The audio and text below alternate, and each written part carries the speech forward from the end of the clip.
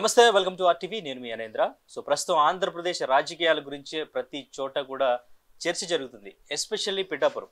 పవన్ కళ్యాణ్ పిఠాపురంలో ఎంత మెజారిటీతో గెలవబోతున్నారు, అసలు గెలుస్తారా లేదా, ఇదే చర్చ. అందరూ కూడా అక్కడే టార్గెట్ చేశారు. సో కాన్సన్ట్రేషన్ అంతా అక్కడే ఉంది. అసలు ఏం జరగబోతుంది మాట్లాడదాం. మనతో పాటు నిర్మాత చిట్టిబాబు గారు ఉన్నారు. సార్ నమస్తే. నమస్తే. ఆంధ్రప్రదేశ్లో పిఠాపురం ఇప్పుడు మెయిన్ టార్గెట్ గా, అంటే పవన్ కళ్యాణ్ గారు పోటీ చేస్తున్నారు కాబట్టి మెయిన్ టార్గెట్ గా ఇప్పుడు అందరి ఆకర్షణ అంతా పిఠాపురం మీద ఉంది.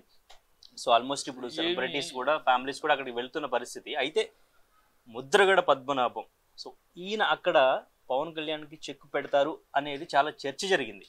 ఇప్పుడు వాళ్ళ కూతురు బయటకు వచ్చి మాట్లాడిన తర్వాత అంతా కూడా కొంచెం రివర్స్ అయిందేమో, అంటే పవన్ కళ్యాణ్ మాట్లాడించారు అని ఆయన గురించి ఈయన విమర్శించడం, అమ్మాయి మాట్లాడగానే రివర్స్ అయ్యిందేమో, ఇవన్నీ గాలి మాటలు. ఆయన వల్ల అమ్మాయి వచ్చి వాళ్ళ రివర్స్ అయిపోవటం అంతా ఏముండదు. ఇప్పుడు పవన్ కళ్యాణ్ అగ్ని పరీక్ష. ఇవాళ పవన్ కళ్యాణ్ గురించి ఇవాళ ఈ మాట్లాడితే గతంలో కూడా భీమవరం అప్పుడు కూడా పవన్ పవన్ పవన్ మాట్లాడారు. అప్పుడు విపరీతమైన తండపు జనాలు వచ్చారు. అప్పుడు నామినేషన్కి రోడ్లు నిండిపోయినాయి. ఇవన్నీ కొత్త కాదు, వింత కాదు. ఇప్పుడు జరిగింది. ఎప్పుడు ఏ ఆర్టిస్ట్కి అయినా రేపు ఒకవేళ ఇంకో ఆర్టిస్ట్ ఒక బ్రహ్మానందం గారు నామినేషన్ చేశారనుకో, ఏ రోడ్డు సరిపోదు. ఈ ఆర్టిస్టులకు ఉండే అట్రాక్షన్, ఈ అట్రాక్షన్ నుంచి ఓటర్లుగా కన్వర్ట్ అవ్వటం భీమవరం గాజువాకలో ఫెయిల్యూర్ అయింది జనసేన పార్టీ. ఆ ఆకర్షణ వచ్చిన వాళ్ళని ఓటర్లుగా మలచలేకపోయింది. ఇప్పుడైనా మలుస్తుందా అంటే ఇప్పుడు అనేక అగ్ని పరీక్ష ఇవాళ. ఎందుకంటే మొన్నటి కన్నా పోయినసారి కన్నా ఈసారి అగ్ని పరీక్ష. ఇదే ఆయన భీమవరంలో నుంచుంటే ఒక సింపతి, అయ్యో పాపం పోయిసారి మన దగ్గర నుంచున్నారు, ఓడిపోయారు, ఈసారైనా మనం గెలిపించాలని ఒక సింపతి ఉంది. ఇప్పుడు ఆ సింపతి కాకుండా పిఠాపురంకి వచ్చాడు ఆయన.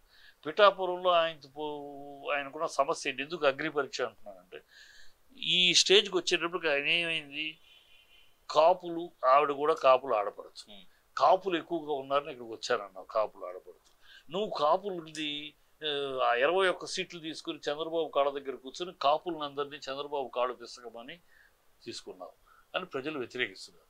నువ్వుగా నిలబడి ఉంటే, నువ్వుగా నేను 60 సీట్లు పోటీ చేసి నేను ముఖ్యమంత్రిని చేయండి అంటే అది వేరు. మేము నీ వెంక చూసేవాళ్ళం. నువ్వు ఓటు నేను ముఖ్యమంత్రి కాదు, చంద్రబాబును ముఖ్యమంత్రి చేయడానికి ఓటు ఏంటి అంటే అది మేము జీర్ణించుకోలేకపోతున్నాం. నువ్వు కాపులకు ద్రోహం చేసిన చంద్రబాబు. ముద్రగడ పద్మనాభం గారు కాపుల రిజర్వేషన్ కోసం పోరాడు, ఆయన సొంత విషయం కోసం పోరాడలా, కాపులు రిజర్వేషన్ కోసం పోరాడితే చంద్రబాబు ఆయన్ని, ఆయన కుటుంబాన్ని పోలీస్ స్టేషన్ ఉంచబెట్టి నానా అవమానపరిచి ఆనాడు నువ్వేం మాట్లాడావు, చంద్రబాబు వ్యతిరేకంగా మాట్లాడగలిగావా, మాట్లాడలా. ఆ రోజు నువ్వు పెదవి రాలా. చంద్రబాబు కాపులకు దేవుడైన వంగవీటి రంగాన్ని చంపడానికి వ్యూహం పన్నిన చంద్రబాబు పరమద్రోహి కాపులకు ద్రోహం చేసి చంద్రబాబు. ఆ చంద్రబాబు తోటి ఎలా చేతులు కలుపుతున్నావు? చంద్రబాబును ముఖ్యమంత్రి చేయమని ఏ నోటితో అడుగుతున్నావు? ఈ కాపులకు ఎంత ద్రోహం చేసినా చంద్రబాబుని పక్కన మమ్మల్ని ఉంచోమంటావా? నువ్వు వెళ్ళి నుంచుంటే నుంచో, కానీ మాకు ఆ కర్మ పట్టలేదు, చంద్రబాబు కాళ్ళ దగ్గర కూర్చుంటానికి మాకు ఆ కర్మ పట్టలేదు అని కాపులందరూ వ్యతిరేకంగా ఉన్నారు. ఈయన మాటల్లో అయినా కాపుల్ని ఆకర్షించడానికో లేదా అదేదో జరిగింది అని ఒక ముద్రగడ పద్మనాభ విషయంలో తప్పు జరిగింది, ఆ రోజు నేను ఉండాల్సింది, మాట్లాడకపోవడం తప్పే, కానీ నేను కాపులకి ఆ రోజు వ్యతిరేకం అయ్యి కాదు, నేను సినిమా వీళ్ళలో ఉన్నాను, రాజకీయాలకు అప్పుడు రావాలనుకున్న నిర్ణయం లేదు కనుక ఏదో చెప్పుండొచ్చు. ఏదన్నా చెబితేనా ప్రజల్లో కాస్త, కానీ ప్రజల్లో నువ్వు చెప్పడానికి కాకుండా ముద్రగడ పద్మనాభాన్ని నిందిస్తున్నావు. అంటే నిందించిన ఇప్పుడు వాళ్ళ కూతురు వచ్చి బయటకు వచ్చి మాట్లాడితే పవన్ కళ్యాణ్కి ఏం సంబంధం? కూతురు వచ్చి మాట్లాడితే ఇద్దరు ఆల్రెడీ ప్రెస్ మీట్ పెట్టి పవన్ కళ్యాణ్ మ్యారేజ్ల గురించి, వైఫ్ల గురించి మాట్లాడవలసిన పరిస్థితి. ఆంధ్ర రాష్ట్ర రాజకీయాల్లో తండ్రి కడుపున తప్ప పుట్టిన కూతుళ్ళు ఆల్రెడీ ఇద్దరు ఉన్నారు ఫ్రేలో. ఇది మూడో పిల్ల అంతే. అంటే నిజాలు చెప్తే అట్లా అనేస్తారా? నిజాలు ఎట్లా? ఇప్పుడు పురంధేశ్వరి నిజాలు చెప్పిందా పురంధేశ్వరి? ఆయన కడుపులో చెడబుట్టి తన తండ్రికి ద్రోహం చేసి తన తండ్రి కంటతడి పెడితే, తన కంట్రి గుండె కోతకు వస్తే, ఆ వెన్నుపోటు పుడిస్తే, ఆ చంద్రబాబు పక్కన ఒక పదవి కోసం నేను మొగుడికి పోయి డిప్యూటీ చీఫ్ మినిస్టర్ అంటే వెళ్ళి కూర్చున్నావు. అంతటితో ఆగావా? ఏ తల్లి అయినా, ఏ బిడ్డ అయినా తండ్రికి అవమానం జరిగితే, అంత మహనీయుడు, అంత దేవుడు లాంటి మనిషి, ఆ మనిషికి అవమానం జరిగితే కంట తడి పెడితే, ఆ మహామనిషి కంట తడి పెడితే ఎవరైనా సరే కమ్ వాట్ మే, లక్షలు పోనీ, కోట్లు పోనీ, పదవులు పోనీ, నా తండ్రి పక్కన ఉంచుతాను. ఏ బిడ్డ అయినా కన్న బిడ్డ, అందులో కూతురు, ఈ అమ్మాయి వెళ్ళి చంద్రబాబు పక్కన ఉంచుంది అంతే. అక్కడతో రాగిందా? ఏ కాంగ్రెస్ అయితే భూస్థాపితం చేయాలని ఆయన రక్తాన్ని చెమటగా మార్చి తిరిగాడో ఆ కాంగ్రెస్ ఆయన చనిపోగానే సిగ్గు సెరలో కూడా అదే కాంగ్రెస్లో చేరి మంత్రి చేసింది. మళ్ళీ తర్వాత ఇవాళ బీజేపీలో వచ్చి ఎవరికైనా సీట్ ఇచ్చింది? కాంగ్రెస్, కిరణ్ కుమార్ రెడ్డి కాంగ్రెస్, తను కాంగ్రెస్, అరకులో ఉన్న ఆవిడ కాంగ్రెస్. అదే ముద్రగడ విషయానికి వస్తున్నా. వీళ్ళందరూ ఒక జాతి, తండ్రి కడుపున చెడబుట్టిన కూతురు. ఒక షర్మిల అవ్వచ్చు, ఒక ఏ మొహం పెట్టుకుని ఈ పిల్ల మీ నాన్నకు అన్యాయం చేసినప్పుడు పవన్ కళ్యాణ్ మాట్లాడా? చంద్రబాబు మాట్లాడా? మీ నాయన దేనికోసం చేశాడు? నీకోసమా, నీ కుటుంబం కోసమా? కాదు కదా, కులం కోసం చేశాడు. కన్న కూతురే మాట్లాడినప్పుడు కన్న కూతురుని అడుగు ప్రెస్ మీట్ పెట్టి పవన్ కళ్యాణ్ తిట్టాల్సిన పని ఏంటంటే బుద్ధి ఉండాలి, సంస్కారం, ఫ్యామిలీ గురించి ఉండాలి. పవన్ కళ్యాణ్ వద్దమ్మా, కరెక్ట్ కాదు. మీ నాన్న కాపుల కోసం ఉద్యోగం చేశాడు, ఆయన్ని తన మనసులో ఏముందో వీడియో పెట్టే వరకు వాళ్ళకు కూడా తెలుసు. ఆ మనసులో ఉండటానికి ఏముంది? అమ్మాయి ఏమిటి, ఇప్పుడు అమ్మాయి రాగానే పెద్ద నాయకురాలా, పెద్ద ప్రజల్లో పెద్ద ఉత్తమరాలు, ఉన్నతురాలా? ఏంటి అవేం అవసరం లేదు. ఫ్యామిలీ మెంబర్, ఒక ఫ్యామిలీ మెంబర్ కి నచ్చలేదు, ప్రజలకు నచ్చలేదు. మీకు సాధకంగా, మీ పవన్ కళ్యాణ్ సాధకంగా ఒక మాట రాగానే అది పెద్ద వాళ్ళంతా గొప్పవాళ్ళు, చాలా గొప్పవాళ్ళు, ఆ గొప్పవాళ్ళు కూడా ఇలా మాట్లాడారు. వచ్చింది ఒక అమ్మాయి వచ్చింది, కడుపును పుట్టి చెడబుట్టింది, వచ్చింది, తండ్రికి ఎగైన్స్ట్గా మాట్లాడితే ఏమైనా ప్రజల్లో ఏమైనా దానికి ఏమైనా ఉండదా? ఏముండదు, ప్రజల్లో ఏమి ఉండదు. ఊనే మనకు సమర్థింపుగా ఒక మాట దొరకగానే దాన్ని, అది ఓడిపోయే లక్షణాలు ఉన్న వాళ్ళకి అలాగనమాట. ఏదో ఆలంబన సముద్రంలో కొట్టుకుపోతున్న దానికి ముద్రగడ రియాక్షన్ కరెక్టే అంటారా? వీళ్ళ ఫ్యామిలీ గురించి అదే కరెక్టే. నువ్వు ఫ్యామిలీని ఇలా చేస్తున్నప్పుడు మేము ఫ్యామిలీని తీస్తే ఎంత అవుద్ది, ఎంత దూరం వెళ్తుంది, ఎన్ని విషయాలు చెప్పొచ్చు బయటికి, ఎన్ని విషయాలు మాట్లాడచ్చు. కనుక ఇది పద్ధతి కాదు. రాజకీయాల్లో డైరెక్ట్ గా మాట్లాడలేదు, వాళ్ళ అమ్మాయి మాట్లాడిష్టమే. నీ స్టేజ్ మీద పిలుచుకున్నావు కదా, నువ్వు పిలుస్తూ ఎంత బ్యాక్గ్రౌండ్ తెలియట్లా.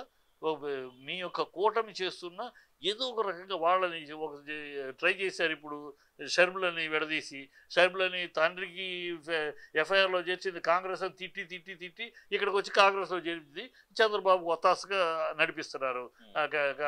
ఇప్పుడు అయిపోయింది, అది పెద్ద వర్కౌట్ అవ్వలేదు. ఇప్పుడు ఇంకో ప్రయత్నం. ఈ దరిద్ర ప్రయత్నాలు తప్పితే ఈ కూటమికి ఓడిపోతున్నామన్నాక ఏ బురద దొరుకుద్దా ఆ బురదను తీసుకుని చల్లుదాం, ఈ బురదను చల్లి ప్రయోజనం పొందుదాం. ఇదే నికృష్టపు ఆలోచనలు తప్పితే నిజాయితీగా రాజకీయం చేయండి, వెళ్ళండి, చెప్పండి. ఎందుకు చెప్పలేకపోతున్నారంటే మీ దగ్గర లోపాలు అనేకాలు ఉన్నాయి. అనేక లోపాల వల్ల అగ్ని పరీక్ష ఫేస్ చేస్తున్నారు. వాక్ ఓవర్ అనుకున్నది వాక్ ఓవర్ కాదు. సరే, ఓకే. అంబటి విషయంలో అల్లుడు చెప్పింది ఎంతవరకు కరెక్ట్ అంటారు? దానికి పవన్ కళ్యాణ్కి సంబంధం ఏంటంటే దాన్ని పవన్ కళ్యాణ్ ఏమనలేదు. ఆయన ప్రెస్ మీట్ పెట్టి ఆయన కూడా పవన్ కళ్యాణ్ అంటే అంబటి రాంబాబు ఎందుకన్నారంటే కూటమి విషయంలో అన్నాడు. అంబటి రాంబాబు అల్లుడు ఎవడయ్యా నీకు తెలుసా? నిన్నటి వరకు అంబటి రాంబాబు అల్లుడు కూడా ఇలాంటి వాడు తెలుసా నీకు? ఆంధ్రజ్యోతిలో వాడేంటి, వాడికి ఒక ఇంటర్వ్యూ, ఆంధ్రజ్యోతిలో వాడికి వాడేదో సెలబ్రిటీ లాగా, వాడేమో 10 సమాజం మొత్తం తెలిసిన వాడికి ఒక ఇంటర్వ్యూ, వాడి గురించి ఏబిఎన్లో రాయటం, టీవీలో చెప్పటం. ఏంటిది? ఎక్కడ అంటే మీరు మీ కూటమి ఎతుకుతా ఉంది. ఇలాంటి చండాలపు ఎతికి వాళ్ళని ఎతికి బురద చల్లడం, వీళ్ళని ఎతికి బురద చల్లడం. అది కుటుంబంలో ఆడపిల్ల జీవితం కోర్టులో కోర్టులో ఉంది. ఆడపిల్ల జీవితం. అతను వాళ్ళ బయటకు వచ్చి మాట్లాడుతున్నప్పుడు వాళ్ళు ఎవరు మాట్లాడాలి? వీడే మాట్లాడాడు, అల్లుడే మాట్లాడాడు. మాట్లాడిచ్చింది ఎవరు? అల్లుడు వెనకాల ఉన్నది ఎవరు? పవన్ కళ్యాణ్, మీ కూటమి మాట్లాడిచ్చింది. అందువల్ల ఆంధ్రజ్యోతిలో ప్రిఫరెన్స్ ఇచ్చారు, ఆంధ్రజ్యోతిలో చేశారు. తేట తెల్లగా ఓపెన్ సీక్రెట్ ఇది. వెనకాల ఎవరున్నారు అనేది తెలుసు, వెనకాల ఉన్నది తెలుస్తుంది క్లీన్గా. ఇంకా ఆయన ఎందుకన్నారు, ఈయన ఎందుకన్నారంటే మీ కూటమి వెనకాల ఉంది, కూటమిలో నువ్వు భాగస్వామి.